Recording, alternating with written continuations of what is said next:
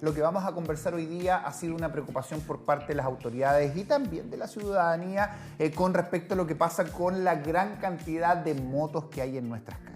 Para bien o para mal, han ayudado a descongestionar un poquitito, pero también han generado otro tipo de problemáticas y algunas de ellas vinculadas a delitos también, estos motochorros que comienzan a llegar. Y es por eso que las autoridades están decidiendo salir a fiscalizar aún más a todas estas personas que andan en moto para que cumplan con todos los requisitos que deben cumplir cualquier vehículo motorizado. ¿Qué está pasando con esta realidad? Se lo preguntamos a Juan Antonio Carrasco. Él es parte de CEDEUS, investigador de CEDEUS, entre otros cargos, por supuesto, pero que está acá para conversar con nosotros de movilidad y lo que está pasando hoy día con las motos en Chile, que cada vez las vemos más. ¿Cómo está? Así es, muy buenos días. Gracias por la invitación. Aquí estamos para hablar de las motos y otras cosas más.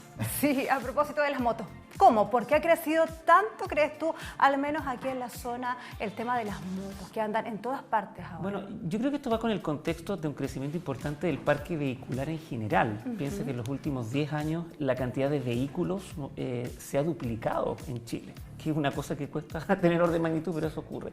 Y con las motos también ocurre. Las motos, por supuesto que las motocicletas en general son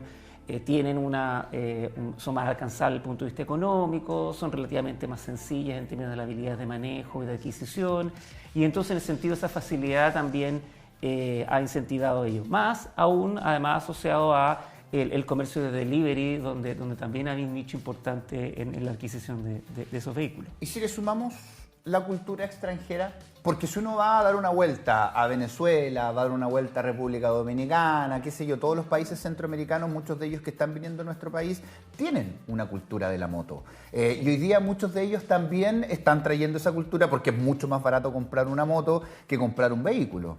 Mira, podría ser, pero fíjate que si uno ve, por ejemplo, el caso colombiano, que es muy paradigmático en ese sentido, el aumento importante del uso de las motocicletas tiene que ver con el precio relativo de las motocicletas respecto a los automóviles y la facilidad, por ejemplo, cuando se instaura la restricción vehicular en Bogotá, las motocicletas aumentan bastante. Cuando hay ciertas restricciones a los vehículos, también aumentan. Entonces yo creo que tiene que ver también con que la dimensión de precios, el que desgraciadamente no tenemos un sistema de transporte público lo suficientemente atractivo, también un paralelo con lo que ocurrió en su momento en Colombia, pasa también a generar que la motocicleta es atractiva. Yo creo que más la causalidad es un poquito al revés. No está pasando algunas cosas que le ocurrieron en su momento a estos otros países que uno compara, más allá de esta dimensión cultural, que yo creo que no, a mí me parece que no es tan relevante.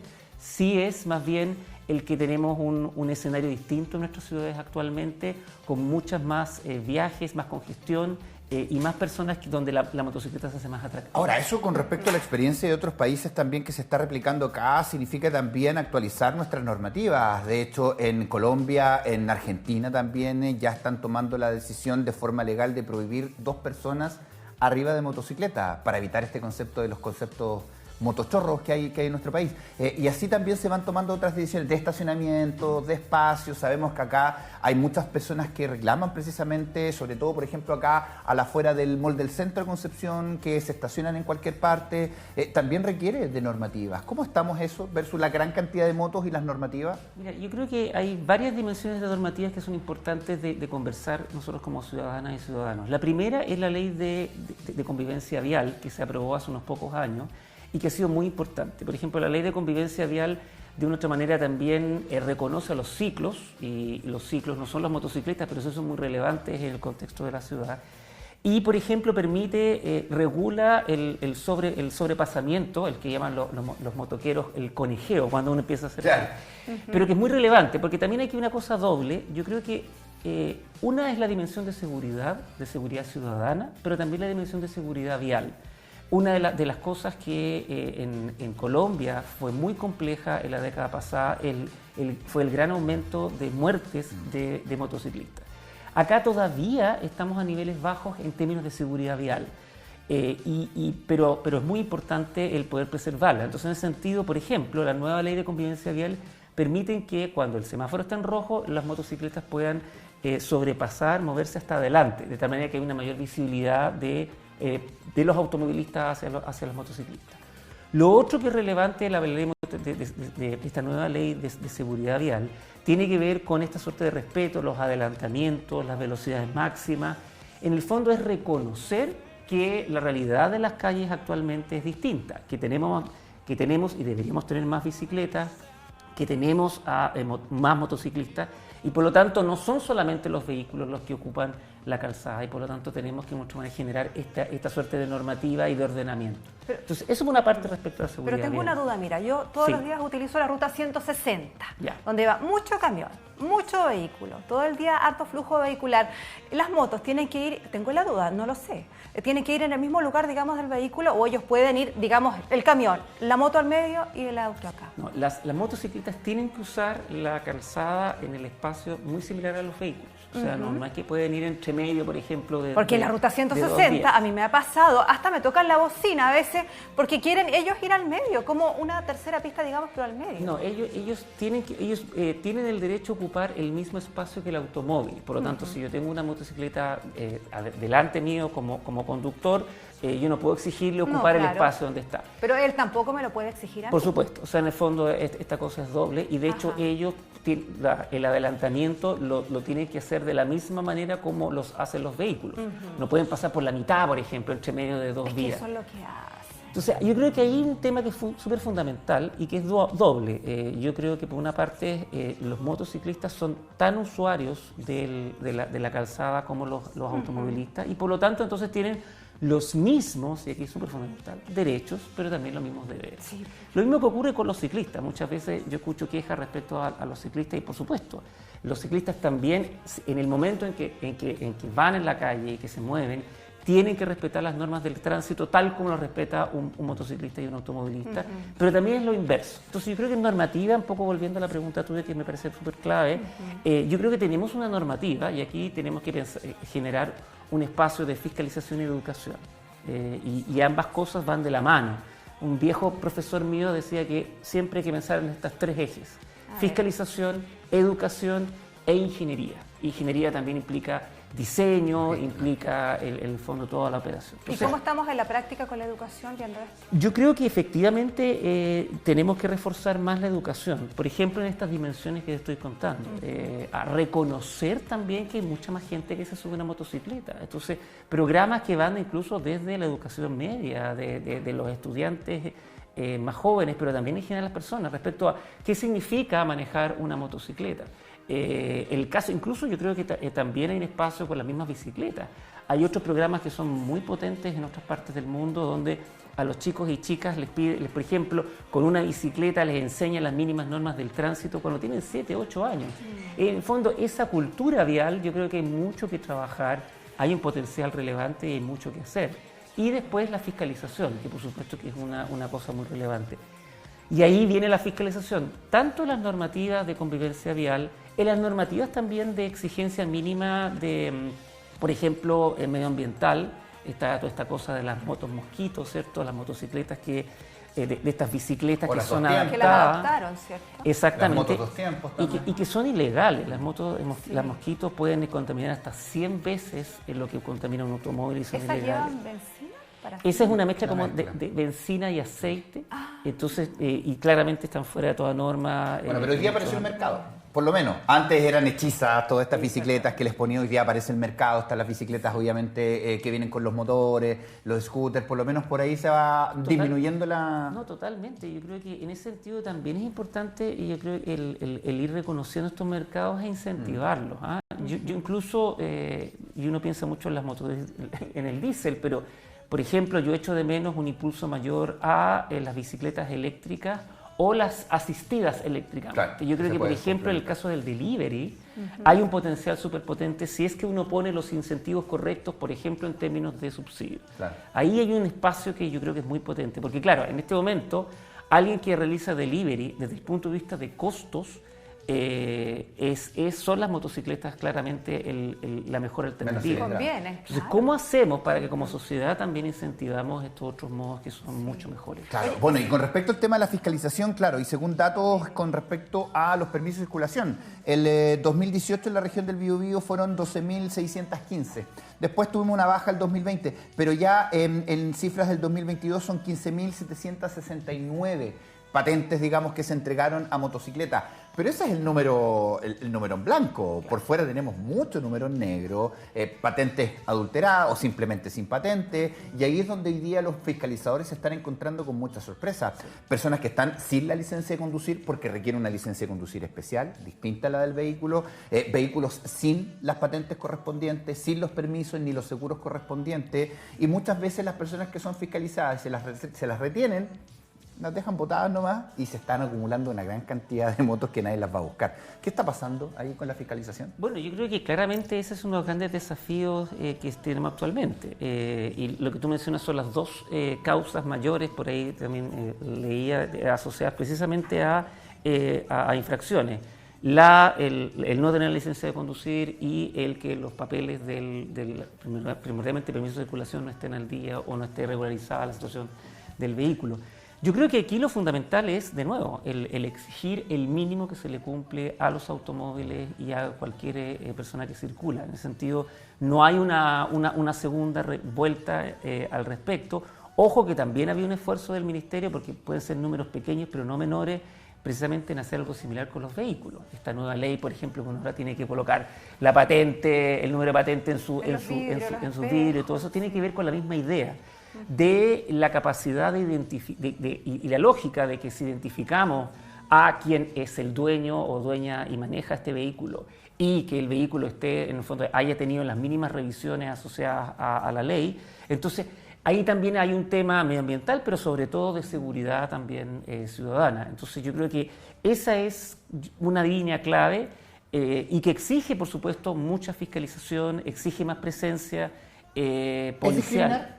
¿Es discriminar a quienes andan en moto? Porque las mismas personas de delivery dicen, todo porque yo soy delivery me andan fiscalizando. Lo hemos visto en medios de comunicación, cuando los fiscalizan se enojan muchas veces porque yo ando trabajando, qué sé yo. ¿Es discriminar hoy día el foco que se le está poniendo a las motos? No, yo creo que hay que hacer un matiz súper importante. Lo primero tiene que ver con que hay normas que son técnicas, pero que no solamente tienen que ver con lo técnico, sino que tienen que ver con un mínimo de seguridad y un mínimo medioambiental.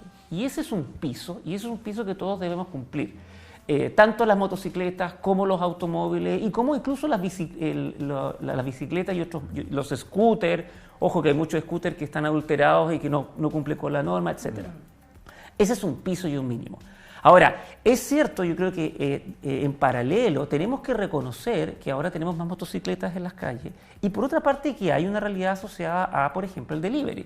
Porque uno, claro, es fácil apuntar el dedo a quienes reparten, pero uno mismo está después discando el teléfono para pedir cosas, digamos. Entonces hay una realidad asociada a cómo el mercado del trabajo y también el comercio y las compras ahora están cambiando y eso está afectando a nuestra ciudad. Yo creo que ahí también hay que hacerse cargo de qué manera facilitamos el proceso de, por ejemplo, que hay la legalización del repartir asociado a las licencias de conducir, al tener los vehículos en buena calidad. Por eso que también yo ahí digo, bueno, quizás uno podría en ese mismo ámbito incentivar otros modos como las bicicletas eléctricas o con las bicicletas asistidas. Un ejemplo súper interesante es lo que hace Correos. No sé si ustedes han visto, pero Correos hacen... con carrito. Exactamente, y son eléctricos. Sí. Entonces hay también una mirada de política que uno podría incentivar también asociada. Es un piso, no creo que sea discriminar, pero tenemos que reconocer también que estamos en un proceso de un cambio bastante fuerte que hemos tenido en los últimos 5 años y ahí también como política pública probablemente va a haber que dar una vuelta más para incentivar estos modos de transporte, por ejemplo, asociados a las bicicletas eléctricas, pero también a que los motociclistas puedan cumplir con las normas mínimas. Y ahí va a haber que hacer un trabajo mancomunado. Claro. No es cosa de tapar el sol con un dedo, pero ciertamente eso no quiere decir que tengamos que transar en un mínimo que ha sido muy bueno históricamente en Chile. En Chile tenemos unas buenas tasas de cumplimiento asociadas a estándares medioambientales y a la legalidad de quienes están en términos tanto de la tenencia de vehículos como de quienes lo manejan. Entonces hay que cuidar eso porque yo creo que eso es muy importante para tener calles más seguras, tanto de seguridad ciudadana, pero también de seguridad para vial. todo el conjunto, que Totalmente. convivimos, ¿cierto?, vialmente. Oye, preguntarte al respecto, muchas personas de seguro nos están viendo, o varones o damas, que también se ve mucho, las mujeres también, el tema de la conducción de las motos. Si necesitan ellos ahora comprar una moto, ¿qué papeles son los que les exigen a ellos como conductores, para quienes no lo saben? Bueno, fundamentalmente son los mismos del vehículo motorizado. La licencia es distinta, pero en particular es prácticamente lo mismo. Es el poder mostrar que hay una tenencia del vehículo, hay lo mismo en términos de los estándares medioambientales. Es como tener un vehículo, así que la verdad es que no hay grandes diferencias, y en ese sentido ahí de repente hay que tener esa mentalizarse a que la motocicleta es un vehículo más y como tal debe cumplir con todas las normas. Te lo pregunto porque hay asociadas, personas que tienen una moto pero se olvidan del tema de los documentos, como que no dejan pasar nomás, hasta cuando me fiscalicen. Bueno, imagina, o sea, si yo manejo un auto y se me olvidan los documentos, el ahora, carabinero que me fiscaliza no va a aceptar. Es que ojo con lo que pasó, entiendo, el 2023, noviembre, si no me equivoco, con la nueva normativa, donde hoy día ya no es una infracción el andar sin los documentos, hoy día es motivo de infracción y además te retiran el vehículo. Y eso hoy día tiene a muchos preocupados que incluso andaban en autos sin los documentos correspondientes. Porque antes decían, pago la multa y listo y se acabó nomás, pero sigo. Y hoy día no, pues hoy día te quitan el vehículo con todo lo que significa el gasto de los papeles y recuperarlo, los corralones, en fin. O sea, esa normativa está recién desde el año pasado. Pero te pregunto con respecto al tema de los requisitos, a propósito, y me suma lo que dice Paulita, ¿es más fácil o difícil una licencia para moto o una licencia de auto? ¿Cómo estamos en esa comparación? ¿Debería ser más difícil la de la moto, más fácil? ¿Cómo debería estar? ¿Y cómo está en Chile? A ver, desde el punto de vista normativo no hay grandes diferencias entre un automóvil y una motocicleta. Los permisos de circulación y todos los procesos son exactamente los mismos. Entonces, no hay grandes diferencias. Yo creo que está bien, debería ser así. ¿Pero en la licencia de conducir? La licencia de conducir, ahora, en general, más o menos, obviamente que son distintas clases de licencia, pero el proceso no es tan distinto a como uno pensaría, al menos la experiencia. Yo ¿Y creo en que qué está cambia bien. el tema de la licencia de las motos?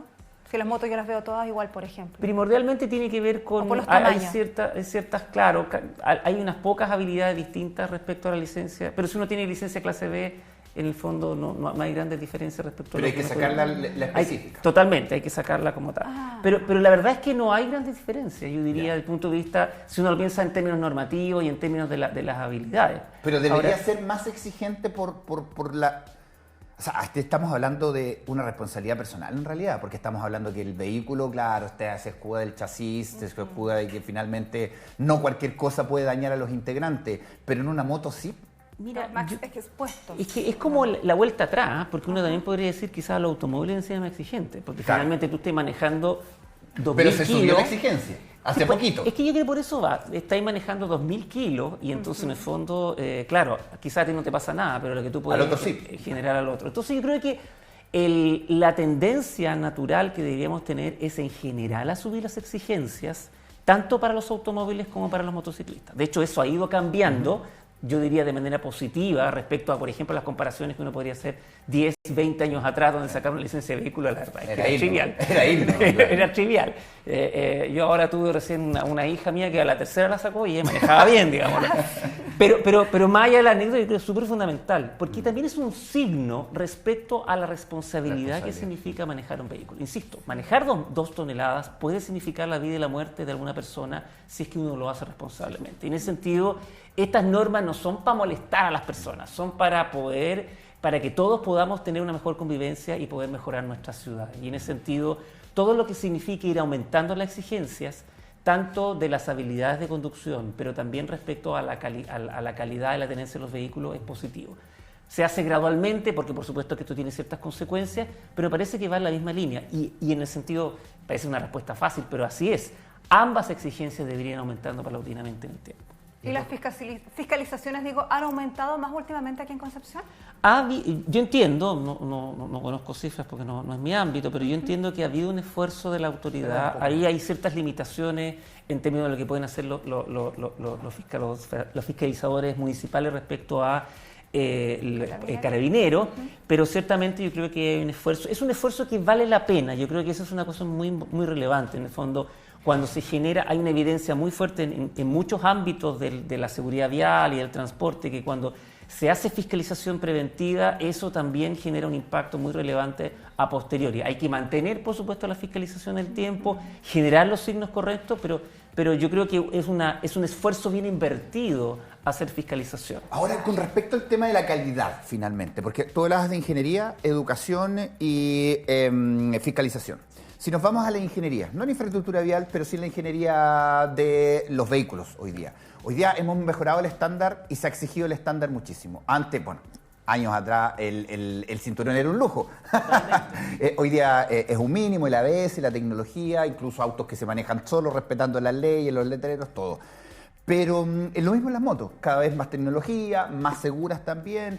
Pero, ¿qué pasa con el concepto de la ingeniería, pero aplicada a la conducción, finalmente? Porque tenemos vehículos hoy día prácticamente que se manejan solos. Pero estamos fallando en el concepto de aprender a manejar, que lo sabemos, pero el conducir no. Y ahí mezclamos de alguna manera la ingeniería vehicular, que va mejorando, pero la educación a la hora de conducir es donde estamos fallando. A ver, yo creo que efectivamente hay una exigencia, es bien curioso, o sea, no curioso, es bien especial porque ha ido cambiando nuestra manera, la manera de conducir. De nuestra manera tenemos vehículos que generan una conducción más fácil. Fácil, claro. Pero por otra parte que pueden llegar a mayores velocidades, que pueden tener en el fondo otras dimensiones en ese sentido. No, a mi modo de ver, yo creo que eso tiene que ver, y vuelvo a insistir, con el factor humano. Por ahí un colega también experimentado en los temas de seguridad vial decía, un accidente no puede ser una condena a muerte. Me refiero a que si uno se equivoca, no podría ser una condena a muerte. Eso tiene que ver también con diseño vial, y aquí pensar que los automóviles no están en el vacío, están en las calles, están en carreteras que tienen ciertos diseños y ciertas capacidades. Hay mucha ingeniería que pensar en términos también de cómo hemos mejorado los estándares. Una vez se olvida de cómo era la Ruta 5 hace 20 años atrás, o 15 años atrás, o 25 años atrás, cuando era muy, muy complejo la conducción. Pero ojo, también tiene que ver con reentrenarse desde el punto de vista de cómo yo manejo, de entender que ahora las calles no solamente tienen automóviles, también tienen ciclistas, de que los peatones también requieren ciertos cuidados. Ojo, muchas veces en otras partes del mundo, por ejemplo, si alguien incurre con una infracción grave, se le reentrena al conductor, se le muestran ciertas cosas. Por ejemplo, incluso hay ciertas experiencias reinteresantes con choferes de buses que se les coloca arriba de una bicicleta y se les hace pasar algunos vehículos por el lado para poder de otra manera experimentar lo que ocurre, porque hay cosas que hay que poner. Yo creo que ahí es donde está el principal desafío. Como algunas normativas que parecen ser triviales, pero que no se cumplen, uno lo tiene que reforzar. Por ejemplo, el adelantamiento a 1,5 metros. O a una velocidad menor. El respeto de las velocidades, yo creo que va a ser súper fundamental lo que pase ahora con la nueva ley CATI, que va a empezar a fiscalizar de manera importante la velocidad. Yo creo que hay mucho que conversar y que educar. Hay un trabajo importante de las autoridades, pero también un trabajo importante ciudadano. ¿Y la ley CATI, cuánta velocidad más o menos diría? Bueno, la ley CATI, más que regular la velocidad, afortunadamente la velocidad se reguló por la ley de convivencia vial, con los 50 kilómetros por hora urbanos, pero también no hay modificaciones el incentivo en 30 y 20. No hay ninguna. Lo fundamental ahí de la ley CATI es que va a permitir una mejor fiscalización y una fiscalización automática, que es yo creo que lo clave, en el fondo. Y no son esos fotorradares que uno miró hace 15, 20 años atrás, que eran como que te saco una foto y te pillo, sino que... Y escondido no. Aquí no, acá van a estar visibles, van a ser... pero en el fondo va a ser una tecnología que va a permitir de una otra manera generar una mucho mejor fiscalización. Yo creo que hay una dimensión también que necesitamos mejorar fuertemente y que es efectivamente la fiscalización de la velocidad. Uno diría, bueno, a 50 o 60 kilómetros por hora no es tanta la diferencia. La verdad es que es mucha la diferencia en términos de las consecuencias que puede tener un choque. Entonces, yo creo que ahí va a haber una línea de trabajo súper importante, y yo vuelvo a insistir, no solamente autoridades, sino que ciudadanas, de poder generar conciencia entre nosotros, de poder también exigir ciertos derechos, sobre todo de quienes son las personas más vulnerables que están en las calles, y hay mucho que trabajar. Así que bienvenidos los cambios, y hay que generar un mejor espacio para ellos. Sí, y desde las bases también, pues desde los colegios, desde totalmente, los hay varios desafíos obviamente. Y es triste tener que llegar a más fiscalización porque no nos podemos autorregular nosotros. No es complicado. Van las dos cosas de la mano. Yo creo que la fiscalización siempre anda a un país europeo, por ejemplo, que te fiscalice. Hay una fiscalización muy férrea de si pagaste o no el bus, etcétera. Yo creo que también hay que acostumbrarse que eso es necesario, pero con estas otras patas. Gracias por estar acá. Muchas gracias por la invitación. Muchas gracias. Interesantes temas que tenemos aquí en Matinal.